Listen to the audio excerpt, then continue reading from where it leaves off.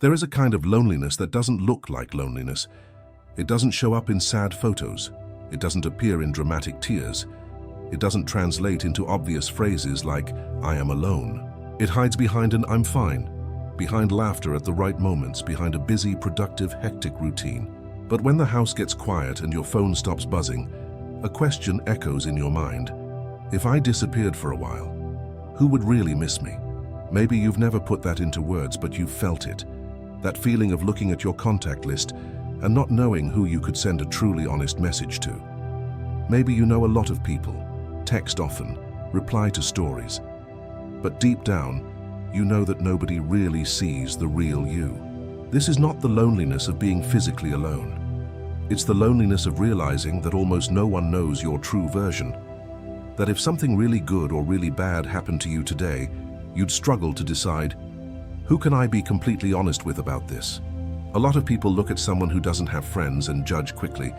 They must be weird. They must be cold. They must be antisocial. But most of the time, it's exactly the opposite. People who end up alone usually feel too much, notice too much, observe too much. They read the emotional climate of the room. They notice the smile that doesn't reach the eyes, the tone of voice that shifts, the energy that drops. And the more they notice, the more they start to pull away. Not because they hate people, but because they've started to associate being around others with emotional danger. Psychologically, that has a huge cost. The human brain was shaped to live in groups. When you spend too much time without feeling like you belong to something, your brain interprets that loneliness as a threat. It's not just sadness, it's like a constant danger signal. That's why loneliness truly hurts. You feel your chest tighten, your sleep becomes light, your body stays on alert even with no obvious reason. Your brain starts scanning everything. Did I say something wrong? Did I mess everything up? Does no one really like me? At the same time, another inner conflict appears. You can live alone, you can manage things on your own. You can go days, weeks, months without saying anything really deep to anyone. But deep down, one question keeps coming back. Was I really born to have no one? The truth is that many people who barely have any friends are not broken. They just have a way of functioning that doesn't match the superficiality of the world around them. Maybe you have zero tolerance for falseness. People who change their personality depending on who's around, who speak nicely to your face and criticize you behind your back, who treat friendship like a bargaining chip. Your brain picks up on these things way too fast. You feel when something isn't real. And then a silent choice appears. Is it better to be surrounded by shallow people or be alone and protect my peace? Many times you choose peace, and the price of that peace is loneliness. You might also be someone who prefers depth over quantity. You're not interested in spending hours talking about empty things, commenting on strangers' lives, or only discussing the obvious. You want to talk about what people feel, why they do what they do, how they see the world. You want to talk about fear, purpose, trauma, dreams, but that kind of conversation is not very common. So instead of forcing a role that doesn't fit you, you go quiet. Not because you have nothing to say, but because there's no space to be authentic. Another point, maybe your nervous system is more sensitive. That means every social interaction drains much more energy from you than it does from most people. While some leave a party feeling recharged, you go home mentally exhausted, analyzing every detail, every look, every word that was said. You don't hate people, but after socializing, you need to withdraw, put yourself back together, reorganize yourself on the inside. And slowly, your brain learns a very simple formula. If being with people tires me out and being alone calms me, it's safer to stay alone. On top of that, there's the independence factor. Many people with few friends have one thing in common. They don't rely as much on external validation. You learned how to entertain yourself, to solve your problems on your own, to have a rich inner world. You think, create, feel, observe. You don't need an audience. But that independence, which is a strength, is often misunderstood. On the outside, it looks like coldness. On the inside, it's just the certainty that you won't accept just anything, just to avoid being alone. And there's more. Your standards might be very high. You don't open the door of your life to just anyone. Not everyone gets access to your thoughts, your vulnerability, your intimacy. While many people collect contacts, you do the opposite. You select carefully.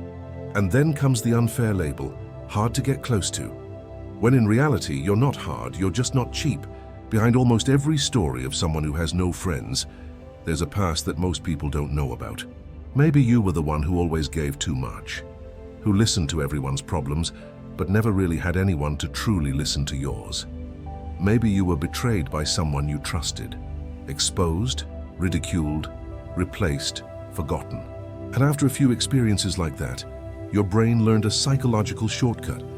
When I open up, I get hurt, so I'd better not open up. This is in part a kind of social learned helplessness. You tried to connect, you tried to get close, you tried to be yourself, and over things ended in pain, rejection, or invisibility. The result? You start giving up before you even try. You see a message and take ages to reply. You think about asking someone out, but then you give up. You start to believe that no one really cares anyway. Without realizing it, you reject yourself before anyone else has the chance to accept you.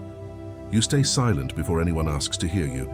You hide so you won't risk being discarded again. And over time, that defense becomes identity. You start saying, I prefer being alone. I wasn't born to have friends. I don't need anyone. Part of that is true. You really did learn how to fend for yourself. But another part is pure protection, because deep down, there's a void.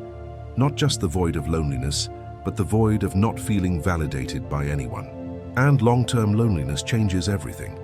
It changes the way you see others and the way you see yourself. You start interpreting neutral looks as rejection, late replies as lack of interest, silence as proof that, deep down, no one cares about you. This creates a cruel cycle. You become more suspicious. People sense that barrier and approach you less. The distance grows, confirming what you were already afraid to believe. At the same time, something curious happens. By spending so much time in your own company, you become a deep observer. You see things no one talks about. You notice other people's pain, their hidden loneliness, the effort they make to look strong. People who have lived in loneliness for a long time usually develop immense empathy. Exactly because they know what it feels like to be invisible, they're very good at spotting who's being left out. They're the ones who notice that coworker who's always alone, that relative no one asks, "Are you okay?" That person who pretends to be strong but is falling apart inside. The paradox is painful. Those who had the least friendship are often the ones who know best how to be a friend. Those who were least heard are the ones who know best how to listen. Those who were least seen are the ones who know best how to truly see. But behind that sensitivity, one question still lingers. Will anyone ever see all this in me too? The good news is tough but freeing. The way your mind works today is not a sentence, it's a result of experiences, choices, traumas, and defense mechanisms. And all of that can be relearned. It doesn't mean that suddenly you'll love crowds, adore packed parties, or want 100 friends. It's not about quantity. It's about allowing at least a few of the right people to come closer. Healing doesn't start when you find the perfect group. It starts before that, in how you see yourself. If you believe you're a burden, you'll stay quiet. If you believe you're not interesting, you'll shrink yourself. If you believe no one ever stays, you'll pull away before anyone has the chance to stay. So the first step is not to rush out and meet new people. It's to start changing the way you talk to yourself. When your mind says you're irrelevant, answer even if it feels strange. I matter even if few people can see that today. When the thought comes, no one will ever truly like you, respond with gentle firmness. I just haven't met everyone who is mine yet. This change is slow but real. Your brain learns through repetition. The more you treat yourself as someone worthy of respect, the harder it becomes to accept relationships that treat you as disposable. Then come the small acts of courage. Nothing huge, nothing cinematic. It's replying to that message without rereading it 50 times. It's accepting an invitation, even with a little fear. It's staying present for a bit instead of disappearing the moment you feel discomfort. It's choosing to be honest in a simple conversation. Instead of just saying, "I'm fine," daring to say, "Today hasn't been such an easy day." For someone who's been hurt, vulnerability feels dangerous. But without vulnerability, there is no real bond. Yes, some people won't know how to handle it. Yes, you might feel disappointed again. But among the superficial encounters, connections that are worth it will appear. And here's a truth you may not have heard clearly. You don't need to become more fun, more entertaining, or more social to deserve friendship. First, You need to allow yourself to show up as you really are. The right people won't be scared of your depth. They'll find it a relief. They won't think your silence is weird. They'll understand it as a safe space. And one day, with no set date, you might catch yourself living a simple scene, sitting at a table with someone who looks you in the eyes and says something like, "Funny, I feel like I've known you for a long time."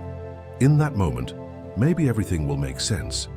You'll realize that the loneliness that walked with you for so many years wasn't just punishment. It changed you. It gave you awareness, discernment, depth. It kept you from settling for just anything. It prepared you to recognize when it arrived a friendship that wasn't just physical presence, but a meeting of souls. Until then, there is a silent invitation to walk with more kindness toward yourself, to stop blaming yourself for having a different pace, to stop comparing yourself to people who have hundreds of friends and not a single honest conversation. You are not less human for being alone. You are not a factory defect because you haven't found your place yet. You are a story in progress. And maybe while you watch this video, there is someone else somewhere in the world feeling the exact same emptiness, asking the same questions, believing that no one would ever understand them. The future might surprise you both when at some point your paths cross, and in that quiet meeting, two silent lonelinesses realize something powerful. So it wasn't just me. That's where the psychology of people who don't have friends reveals its most beautiful side. It's not just about surviving loneliness. It's about allowing everything you learned in that time alone to become the foundation for true connections. Not to have many friends, but to have those few who look at you and see without masks who you have always been inside. And from there you finally understand you were never the one who doesn't deserve friends. You were always just someone waiting to be recognized by the right kind of people. If this video has touched something deep that you've been feeling, know that you are not alone on this journey. And if you made it this far, I'd like to ask you to like this video and subscribe to the channel so we can keep building this space for reflection. But above all, if you feel comfortable, leave a comment below. Use just an emoji, a short sentence, or whatever your heart feels like sharing, so we can recognize that there are other people here too, waiting for the right kind of connection. Thank you for staying here with me. A hug, and I'll see you in the next video.